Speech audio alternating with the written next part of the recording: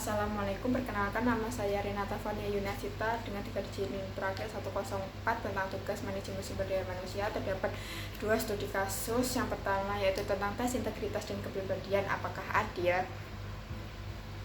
Nah, banyak perusahaan sekarang menggunakan tes integritas dan kepribadian untuk mengevaluasi calon pekerja atau karyawan saat ini yang mungkin menunjukkan beberapa sikap aneh di tempat kerja.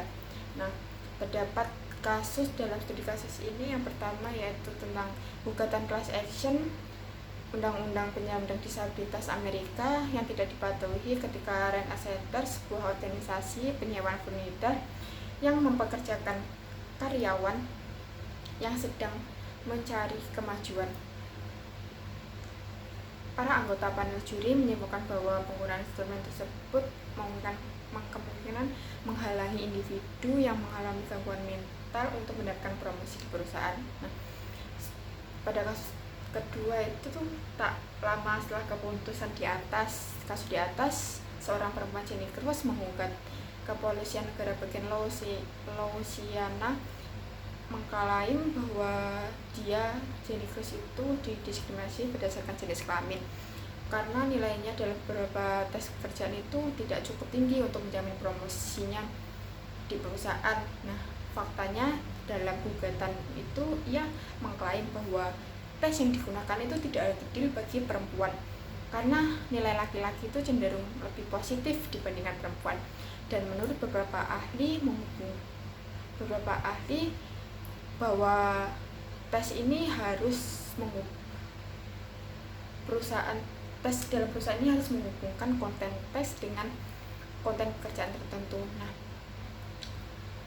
ini tidak termasuk pro maupun kontra karena tes ini juga bisa untuk awalan sebuah perusahaan untuk mengenal karyawan, tetapi harus sejalan dengan undang-undang dan dapat adil. Nah, kedua kasus tersebut ini perlunya keterbukaan dan transparansi dalam tes kepribadian, serta penting bagi perusahaan untuk memastikan bahwa tes yang digunakan benar-benar relevan dengan tugas serta tanggung jawab pekerjaan dalam perusahaan tersebut dan tidak mengandung bias yang tidak adil terhadap kelompok tertentu. Hal ini dapat membantu menghindari potensi hukum dan memastikan bahwa proses seleksi karyawan berjalan dengan adil dan objektif. Pada studi kasus yang kedua tentang mencari informasi kandidat di web, manajer ikut serta dalam menyeleksi kandidat karyawan, mulai menelusuri internet untuk mencari sumber informasi latar belakang karyawan melalui berbagai web. Ini praktek manajer ini terlibat dalam proses tersebut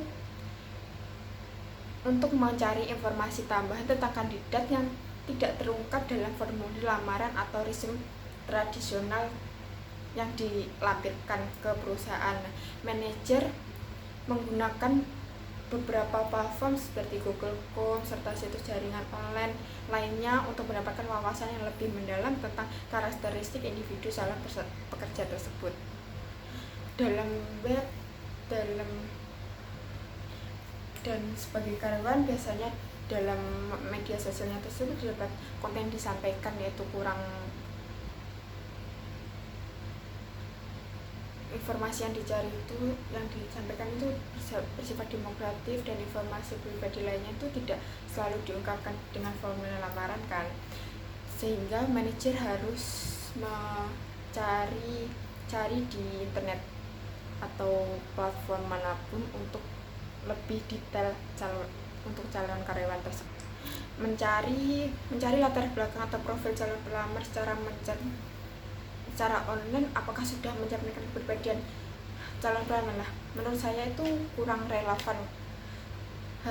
Biasanya itu menggunakan wawancara, karena dengan wawancara kita dapat berkomunikasi secara langsung dengan kandidat. Biasanya cara berbicara, mimik wajah dan gerak tubuh itu dapat mencerminkan kepribadian seseorang agar lebih relevan daripada melalui internet. Terima kasih. Assalamualaikum warahmatullahi wabarakatuh.